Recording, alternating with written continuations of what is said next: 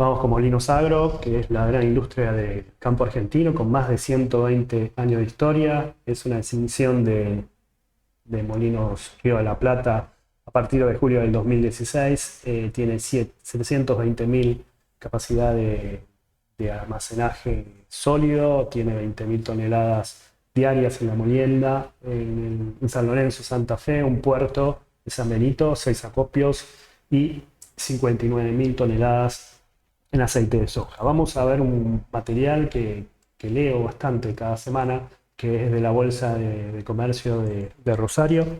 Voy a puntualizar un par de cositas sobre el ranking de agroexportador del 2023, ya que estamos con Molinos Agro, siempre hago hincapié a más o menos el sector que interviene directamente en la empresa, ¿no? Bueno, Viterra es la que lidera todo esto, que tiene una participación alrededor del 18%. Se ha exportado 63 millones casi 64 millones de toneladas, o 63,63. Lo cual tenemos que Molinos Agro está en el octavo lugar en cuanto a la soja y es mejor que la del 2020. ¿Qué pasó con el 2020? Estuvo parado por la pandemia, por eso fue inferior, pero apenas inferior a esta, que tuvo que bancarse la sequía y que fue casi la mitad de lo que fue el 2021 y menos de la mitad de este año polémico del 2019. Lo malo es que el 2024 va a ser como el 2019, va a ser muy bueno en el complejo agro, va a agarrar mucha guita. De hecho, hasta octubre se esperaba que Argentina crezca alrededor de 1,4 del PBI. Bueno, va a bajar 2,8, es decir, una diferencia de 4,2. Eso no genera plata, lo único que puede haber, va a haber ajuste fiscal y bueno, y veremos cómo se solucionan las cuentas a partir de ahí, ¿no?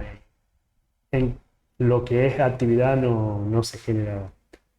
Bueno, pero sí el complejo agroexportador que va, no digo que no está a niveles del 2019, pero puede estar a nivel del 2021, que también fue un año desperdiciado. Bien, en el complejo soja tenemos que Molinos Agro está en el quinto lugar, acá hablan de los ratings, ADM Agro es una de las empresas más importantes en varios complejos, no solo en maíz, pero Viterra, bueno, la rompen todo, ¿no? Molinos Agro sí está en el complejo, como vimos es el segundo y acá están los únicos que zafaron fue el girasol, que Molinos Agro se dedica, pero bueno, es el 10% de la soja, que es su mayor comercio, ¿no? El maíz también, bueno, también ha aumentado y esto ayudó, pero como dije, entre girasol y soja son las oleaginosas y hacen que la mayor entrada, pero la soja es la que pesa. Vamos a los números. Bueno, el ejercicio 2023-2024 acumula un positivo de 18.109 millones de pesos, o 65 millones de dólares. Menor, esto 48 no está bien, es 64. Menor que en 2022-2023. El tercer trimestre, ya que estamos, lo tacho porque no va. Si alguien lo está viendo en coso, esto no va. Es 64, ahora lo agregamos. El tercer trimestre del 2023-2024 en particular dio 5.331, siendo un 18,4% menor, con recuperación sobre todo en lo que es cereales. La moneda funcional es el dólar y el tipo de cambio en el cierre fue 808,45. Todo hace la transformación pertinente, pero aplica el ajuste por inflación, lo que se hace más fácil poder analizar el balance, ¿no? Ya con el ajuste listo, no tengo que hacer conversiones con dólar. Bien, y me baso en el ajuste por inflación. Vamos a ver qué onda el estado de resultados. Primero, bueno, hay una diferencia casi del 50% en las ventas. La ganancia por pedido vemos que son 14.000 millones y acá hay una salvedad. del por qué se vendió 65 millones de dólares contra 63,5 millones de dólares. La salvedad es que el dólar por soja se llegó a cobrar 640 la tonelada. Esto hace que se vea por el oficial y el salto del dólar hace que sea mayor aún la entrada, no medida en dólares. Por eso. Entonces hace la diferencia, se pasa al oficial y una tonelada de soja vendida a dólar oficial, pero ellos hacen la trampita del dólar soja porque el 75% hace que se estire el, el importe en dólares tanto. Por eso esto es casi una falacia. Aspectos destacados. Se cerró la campaña de soja 2022-2023 con una exportación de 8.000 millones, el valor más bajo del 2003 al 2004 por mayor sequía desde que se tiene registro. Durante más de la mitad del periodo se establecieron los programas de dólar soja que permitió liquidar el 75% del mercado único libre de cambio. Aún así, la caída de oferta, la originación y la molienda de los cereales fue muy significativa. Acá vamos a hacer otro recorrido por varios documentos que por suerte Internet y el gobierno y todo el gobierno, todos los... Primero es la industrialización de granos. Hay una diferencia del 27%, todo lo que es soja y lo que es maíz, un 3% de diferencia. Eso en diciembre al final, pero maíz gana en el año 5%. En cuanto a los aceites, tenemos diferencias notables, ¿no? De aceite crudo de soja 20%, aceite de soja un 91% menor. En el total, en todo lo que es aceite es un 21%. Lo único que se puede destacar es el girasol. Esto se da a mayor demanda por lo ocurrido en Ucrania, ¿no? Si vemos el tablero de cultivo, la mayor parte está en Buenos Aires, Santa Fe y Córdoba. ¿Y qué pasa para darle un poquito de perspectiva a lo que está pasando? Primero son las temperaturas, que hacen que entre las temperaturas, los cambios climáticos bruscos que hay, porque enero no fue menor a lo, a lo medio, acá es 5 grados mayor a lo medio. Lo que pasa es, como están diciendo muchos de los informes de la soja, es el estrés de la hoja, la pérdida de hoja, a ver si la tenemos aquí. Incluso también hay presencia de plagas como isocas y chinches. Eh, bueno, hablan de la segunda cosecha que es más tardía, acá hablan de las hojas basales, aceleramiento y acortamiento de procesos, por eso se va estresando, como que va como la gente normal, ¿no? Está tan acelerada que de repente el proceso natural no sabe qué hacer. Entonces se reportan abortos florales, etcétera, etcétera. Eso pasa en Buenos Aires, que es la región más importante, como también pasa en Santa Fe. Eh, bueno, en Rafaela está bien, a pesar del atraso que está teniendo. Y después, bueno, se observan plantas con escaso aporte, crecimiento irregular. Esto también tiene que ver los suelos, cómo quedaron de la sequía. O sea, no hay una humedad ya, no hay reservas de humedad, lo cual el suelo se hace menos fértil y tal vez haya mucho, como se dice, mucha fortaleza, mucha pretensión que el cultivo, así como un animal, se vuelve loco. Los ingresos por actividades ordinarias arrojan 823,6 billones, una baja del 51% interanual. Los costos de venta dan 797,2 billones, una baja del 51,4%. El margen de EBITDA, estos márgenes son muy pequeños, ¿no? 0,5, el año pasado el 1,3. Las existencias dan 124,2 millones, una suba del 101,8 por el ejercicio. Esto se da por la revalorización a través del dólar soja. Las existencias del comienzo del 2022-2023 han subido 31,9. En realidad, por la devaluación hace que las existencias aumenten así de golpe, sobre todo en el 31 de diciembre del 2023. Vemos un poco las existencias.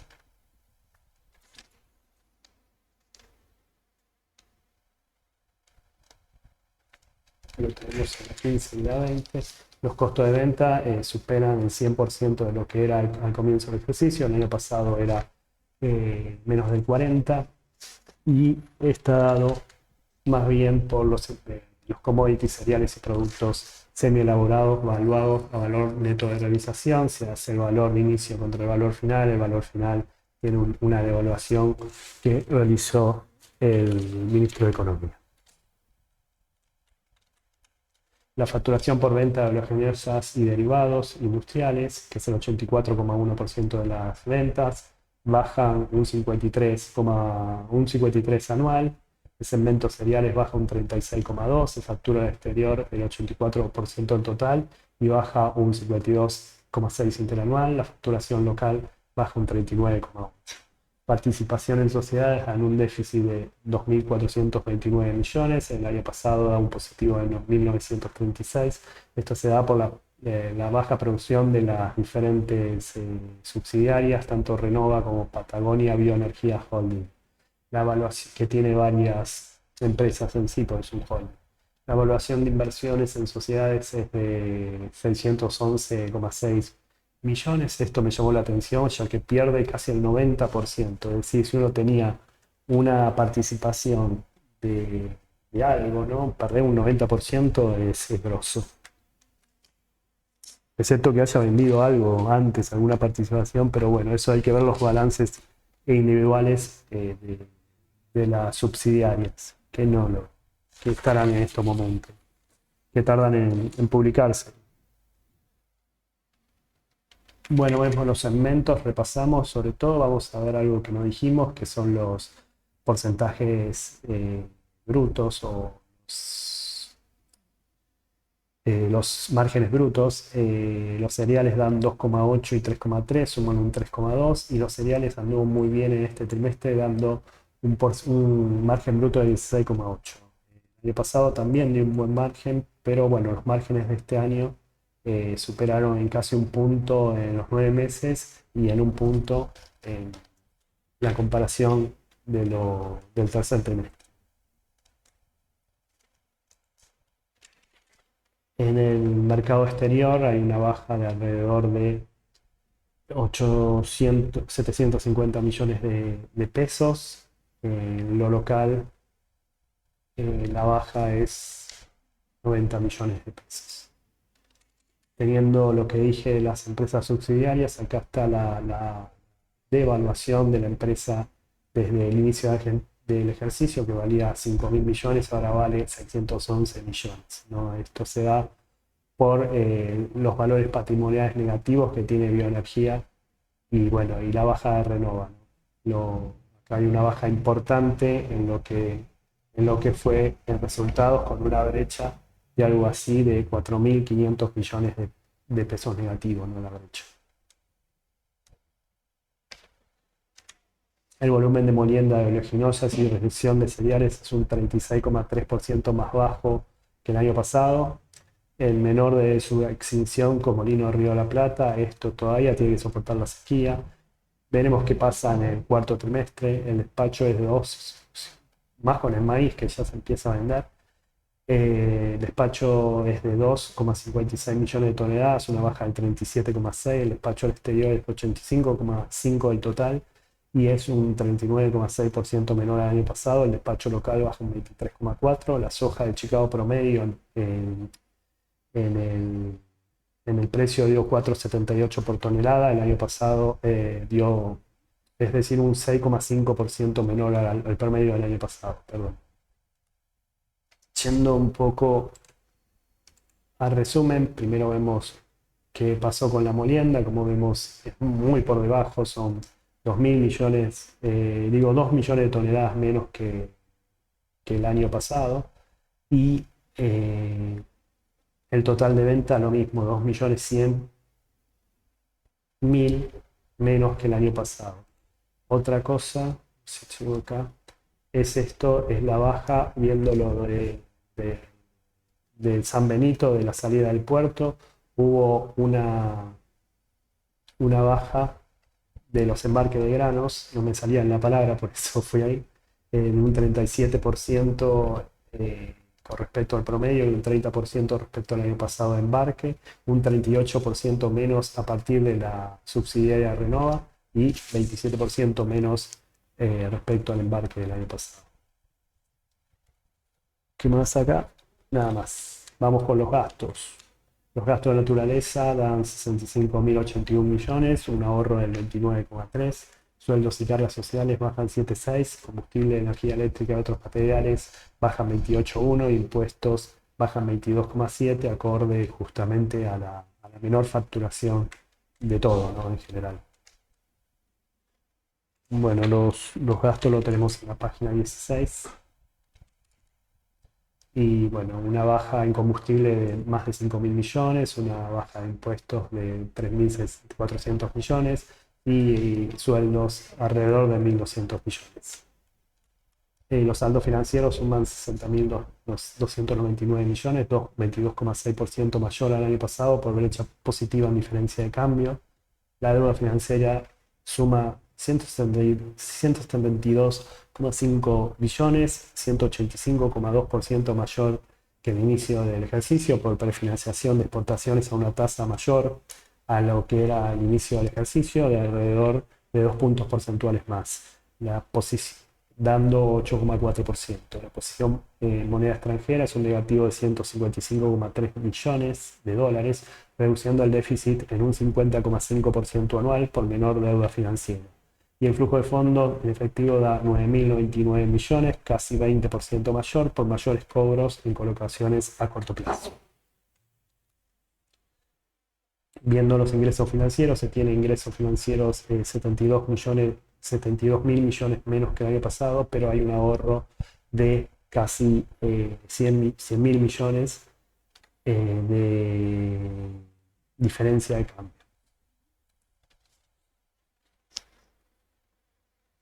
Bueno,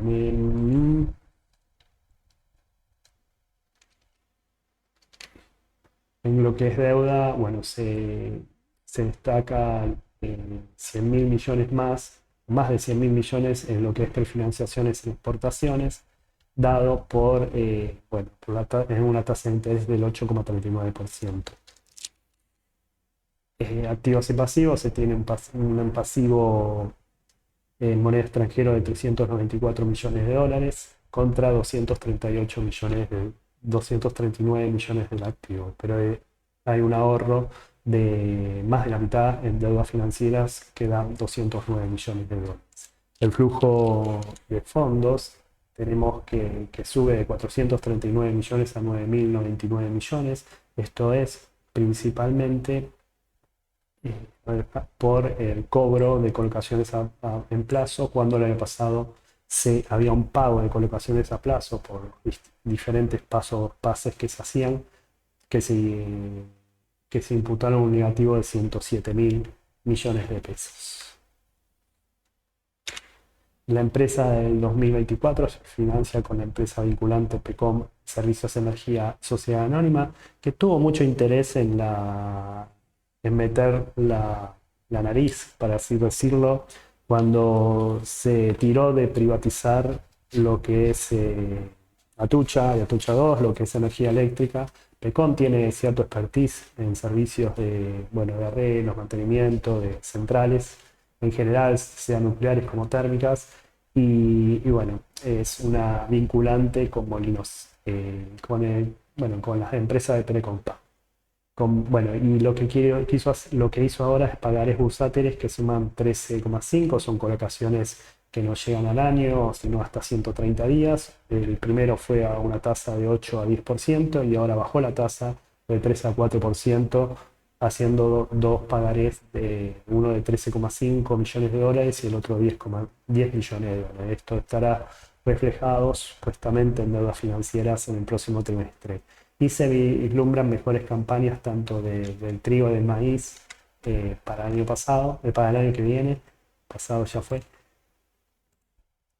que la tenemos acá.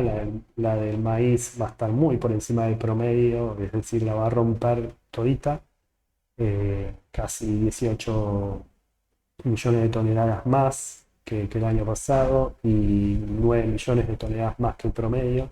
Y la soja va a estar en parte como el promedio. Igualmente hay malas noticias por, bueno, por todo este desfalco que pasa con con la evolución de la cosecha, el estrés de los diferentes plantitas y, y bueno, eso se va viendo cómo va, sobre todo la parte de la segunda. La primera va a andar, la segunda, la soja de segunda.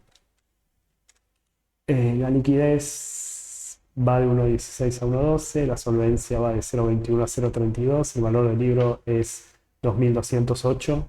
Si tomamos el MET con una diferencia más o menos del 20%, es 2.740, pero la cotización es mucho mayor, 25.073, la capitalización bursátil es de 1.231 millones de pesos, la ganancia por acción 369 y el PER promediado está más alto de lo que nos tiene acostumbrado, pero bueno, es bastante volátil todo esto, igual que la cotización que aumentó muchísimo, pero está como descontando la campaña que se viene. Es todo.